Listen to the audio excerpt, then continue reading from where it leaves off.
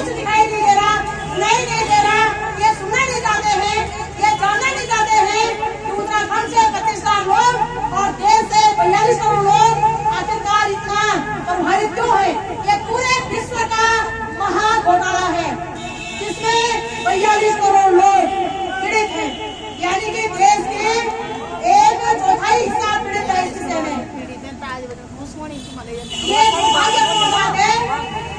हमारा मानना है कि जब सरकारों के नाम पे हमारे लोग लगेंगे तो फिर हमारे पास कोई चारा नहीं बचेगा।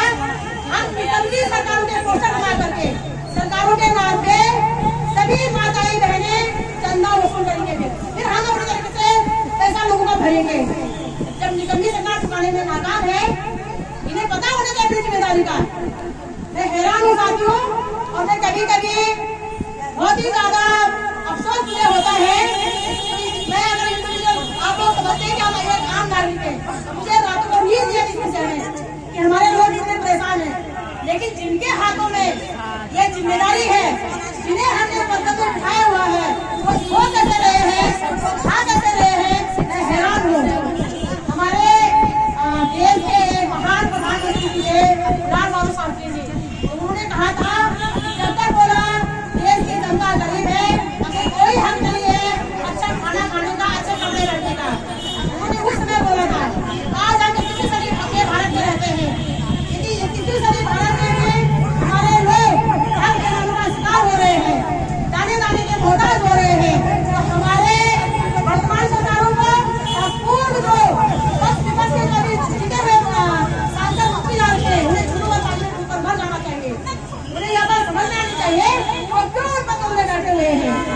और इस मंच के माध्यम से मैं सभी महान भाई बहनों से, एजेड भाई बहनों से, अचीवर भाई बहनों से और फ्रांस मैनेजर भाई बहनों से हाथ जोड़कर नमन निवेदन करना चाहूंगी। 1 जून आप सभी के सभी देहरादून में दिखने चाहिए, अन्यथा जो नहीं होगा उसके खिलाफ में हम लोग कड़ी से कड़ी कार्रवाई करेंगे और बहिष्कार की मांग करेंगे। क्यों? क्योंकि कहीं न कहीं हमारी भी नैतिक जिम्मेदारी है कि जिनसे हमने पैसे मांगे हैं हम उनके प्रति अपना कर्तव्य निभाएं, हमारी नैतिक जिम्मेदारी है ना। यदि हम अपनी जिम्मेदारी निभा रहे हैं तो आप क्यों नहीं निभा रहे अपनी जिम्मेदारी। यदि आपके ऊपर भाजपा सरकार का किसी भी प्रकार का दबाव है, आप हमसे शिकायत कर सकते हैं। हम उस मंत्री की, उस संतरी की, उस उम्मीदवार की और उस व्यक्ति की पीठ से ईंट बजा देंगे जो आपको प्रताड़ित कर रहे हैं, जो आपको बुरा धमका रहे हैं। तुम हमें न्याय नहीं दे सकते, तुम हमारी न्याय सुनिश्चित नहीं कर सकते और तुम हमें डराने धमकाओगे। इसीलिए हमने तुम्हें चुना है ताकि तुम हमें डरा धमका सको। तो हम आजाद भारत के स्वतंत्र नागरिक है, हमारे पूर्वजों ने इस आजादी के लिए, इस अधिकारों के लिए अपना खून पसीना बहाया है। 23 साल के नौजवान इस आजादी के लिए और इस अधिकारों के लिए हम अपनी आजादी, अपने अधिकारों को सत्ता के हुक्मरानों के भेद नहीं चढ़ने देंगे। यदि हमें तीनों झांसी की तरह रूप अपनाना पड़े हम अपनाएंगे, तो भी हम अपनी आजादी अपने अधिकारों के बलि नहीं चढ़ाएंगे। क्या आप लोग अपनी आजादी को इन नेताओं के घरों में गिरवी रखना चाहते हो? नहीं रखेंगे हम लोग।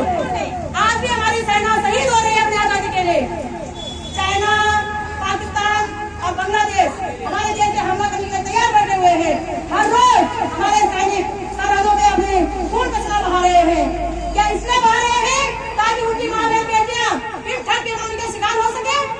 क्या इसलिए बहा रहे हैं ताकि उनके खून पसीने का पैसे को ठगने के लिए हमारी सरकार देहरादून जाना जरूरी हो, चाहे जो मजबूरी है। देहरादून जाना जरूरी है, चाहे जो मजबूरी है। देहरादून जाना जरूरी है, देहरादून जाना जरूरी है, देहरादून जाना जरूरी है।